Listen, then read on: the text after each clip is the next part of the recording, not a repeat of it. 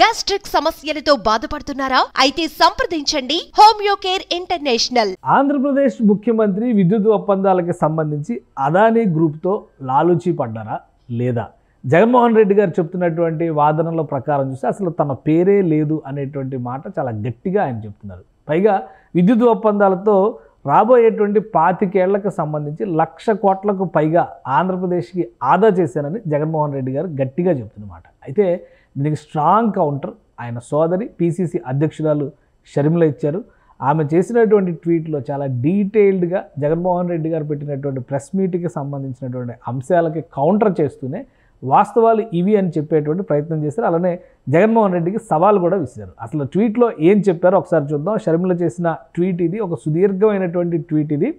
అబద్ధాలను అందంగా అల్లడంలో మాజీ ముఖ్యమంత్రి జగన్మోహన్ రెడ్డి వైఎస్ జగన్ గారికి ఆస్కార్ అవార్డు ఇవ్వాలి, శాలువలు, సన్మానాలు, అవార్డులు కోరుకునే ముందు జగన్మోహన్ రెడ్డి గారు కొన్ని ప్రశ్నలకి సమాధానం కూడా చెప్పాలి. ఇది షర్మిల గారు సంధించినటువంటి ప్రశ్న. ఎందుకంటే ఇక్కడ చాలా క్లియర్గా ఆమె కొన్ని పాయింట్స్ని రైజ్ చేశారు. ఈ పాయింట్స్ ప్రకారం చూస్తే కనుక 2021 మేలో సెకీ వేసిన వేలంలో యూనిట్ ధర కనిష్టంగా ₹2.14 ఉంటే ₹2.49 కొన్నందుకు శాలువలు కప్పాలా? ఇది షర్మిల గారు రైజ్ చేసినటువంటి క్వశ్చన్. అలానే గుజరాత్కి ₹1.99 గుజరాత్లో ఇస్తుంటే ఇక్కడ మాత్రం ఎందుకు ఇక్కడ ₹1.99 గుజరాత్లో ఇస్తుంటే ఇక్కడ మాత్రం ₹2.49 ఎందుకు కొన్నారు అనేది ప్రధానమైనటువంటి ప్రశ్న. అయితే ఓవరాల్గా ఈ ఒప్పందాల విషయంలో అమెరికాకి చెందినటువంటి ఇన్వెస్టిగేషన్ ఏజెన్సీ ఒక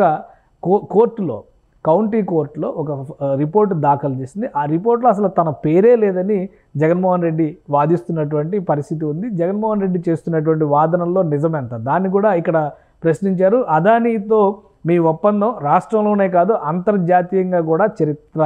అదానీ కలవడం ఒక చరిత్ర. 1750 కోట్ల రూపాయలు నేరుగా ముఖ్యమంత్రికి ముడుపులు ఇవ్వడం ఒక చరిత్ర.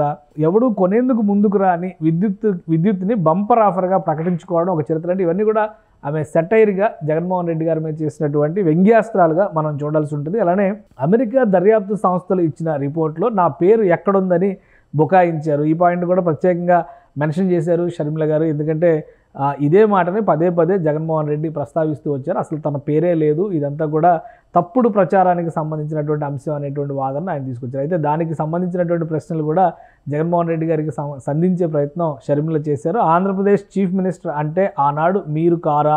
ఆ కుర్చీలో మీరు కాకుండా నడిపించే వాళ్ళు ఇంకా వేరే వాళ్ళు ఎవరైనా కూర్చున్నారా అనేటువంటి ప్రశ్నని సంధించారు. ఇది 1750 కోట్ల రూపాయలకు సంబంధించి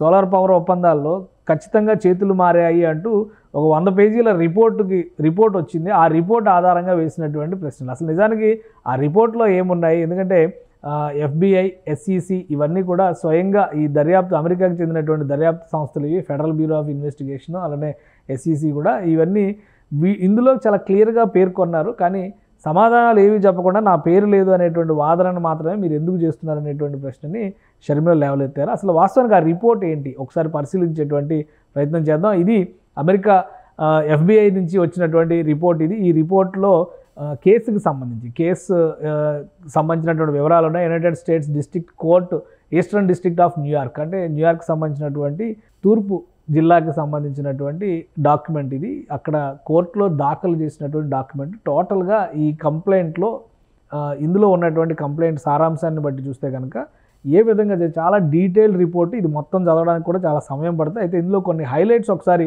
మనం చూద్దాం. ఎందుకంటే ప్రధానంగా ఆంధ్రప్రదేశ్ ముఖ్యమంత్రిగా ఉన్నటువంటి వ్యక్తితో జరిగినటువంటి లావాదేవీలకు సంబంధించి ఈ రిపోర్టు ఇందులో మెన్షన్ చేశారు. దాదాపు 100 పాయింట్లతో ఇందులో చాలా అనలిటికల్గా ఇచ్చారు. ఇదే పాయింట్స్ని షర్మిల గారు రైజ్ చేస్తున్నారు. మనం ఇందులో ఒక సింగిల్ పాయింట్ ఒకటి మాత్రమే తీసుకుందాం. ఎందుకంటే ఎంత డీటెయిల్గా రిపోర్టు ఇప్పుడు చదవడానికి కూడా సమయం సరిపోదు కాబట్టి ఇందులో మెన్షన్ చేశారు. In August 2021 Gautam Adani met with the chief minister of second Indian state Andhra Pradesh. ఇక్కడ చాలా క్లియర్గా ఈ రిపోర్ట్స్లో మెన్షన్ చేశారు. ఆంధ్రప్రదేశ్ ముఖ్యమంత్రి అనేటువంటి పేరుని ప్రస్తావించడం ఇక్కడ చాలా క్లియర్గా ఈ రిపోర్ట్లో కనిపిస్తుంది. ఆంధ్రప్రదేశ్ ముఖ్యమంత్రి అనేటువంటి పేరు ఉంది కాబట్టి ఆంధ్రప్రదేశ్ ముఖ్యమంత్రి ఆ రోజు ఆ కుర్చీలో కూర్చుంది వైఎస్ జగన్మోహన్ రెడ్డి అయితే వైఎస్ జగన్మోహన్ రెడ్డి, మరొకరు ఎవరైనా అయితే వారే అవుతారనేది షర్మిల గారి ఆంతర్యంగా మనం చూడాల్సింది. ఇది రిపోర్ట్లో పేర్కొనేది. అలానే ఇందులో ముఖ్యంగా ఈ పాయింట్స్ అన్నింటిలో కూడా ఎలా కలిశారు, ఎవరు కలిశారు, ముడుపులకు సంబంధించినటువంటి అంశాలు చాలా క్లియర్గా మెన్షన్ చేశారనేదే ప్రధానమైనటువంటి ఆరోపణ. ఇక్కడ ఒకసారి చూస్తే కనుక ఈ $200 మిలియన్ ఇక్కడ చేతులు మారాయి అనేది ప్రాథమికమైనటువంటి ప్రధానమైనటువంటి అభియోగం. ఈ అభియోగానికి సంబంధించి కూడా Gautam Adani group executives to Azure chairman indicated that the Andhra Pradesh bribe payment was approximately $200 billion. ఇది $200 మిలియన్ ఇచ్చినట్టుగా ఈ రిపోర్ట్లో మెన్షన్ చేశారు. కొంతమందికి ఇచ్చారు, కొంతమందికి ఇవ్వలేదు అనేటువంటి అంశాన్ని కూడా పేర్కొన్నారు. ఇక్కడ మనం ఒకసారి చూస్తే ఏ రాష్ట్రాల ముఖ్యమంత్రులతో ఈ సంప్రదింపులు జరిగినాయి. ఇక్కడ Odisha, Jammu Kashmir, Tamil Nadu, Chhattisgarh, Maharashtra, Kerala, Andhra Pradesh and Bihar. And accompanying the amount of power to be purchased by the respective states from SECI. ఈ SECI అంటే వీళ్ళ కంపెనీ ఆల్రెడీ దీని గురించి మనకంతా క్లారిటీ ఉంది కాబట్టి ఇక్కడ ఒక ఉదాహరణ కూడా చెప్పారు. For example, Andhra Pradesh negotiated to purchase 7,000 megawatt of power from SECI under A PSA. So ఇది పబ్లిక్ సెక్టర్ యూనిట్ నుంచి వీళ్ళు కొనడానికి ట్రై చేశారు.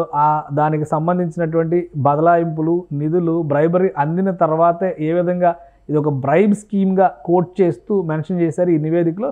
సో మొత్తం ఇందులో ఒక 100 పాయింట్లకు సంబంధించినటువంటి సారాంశం, 100 పాయింట్లకు సంబంధించినటువంటి అంశాలతో కూడినటువంటి డేటా ఇందులో ఉంది.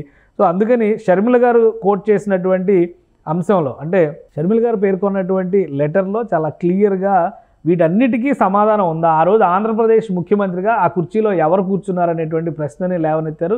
25 ఏళ్ళు రాష్ట్రాన్ని తాకట్టు పెట్టినప్పుడే మీకెంత ముట్టాయో అర్థమవుతుంది. గంగవరం పోర్టుని అడ్డికి పావుసేరు లెక్కన 640 కోట్లకే అమ్మినప్పుడే మీ ముడుపుల బంధం ఏ పాటితో తెలిసిపోయింది. రాష్ట్రాన్ని బ్లాంక్ చెక్ల అదానికి కట్టబెట్టినప్పుడే మీ వాటాల సంగతి తేలిపోయింది. ఇది చాలా సివియర్ ఎలిగేషన్స్ చేశారు ప్రధాన ప్రతిపక్షంగా ఉన్నటువంటి వైసీపీ.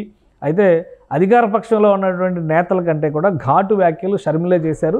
ఈ వ్యాఖ్యల పరంగా చూస్తే ఆమె చివరిలో ఒక సవాల్ కూడా విసిరారు. నిజంగా అదానితో చేసుకున్న ఒప్పందంలో అవినీతి లేకుంటే, అదానితో రహస్య ఒప్పందాలు జరగకుంటే, అమెరికా దర్యాప్తు సంస్థలు మీ మీద తప్పుడు ఆరోపణలు చేసి ఉంటే, మీరు అదాని వల్ల ఆర్థికంగా లబ్ధి పొందలేదు అని బైబిల్ మీద ప్రమాణం చేయండి.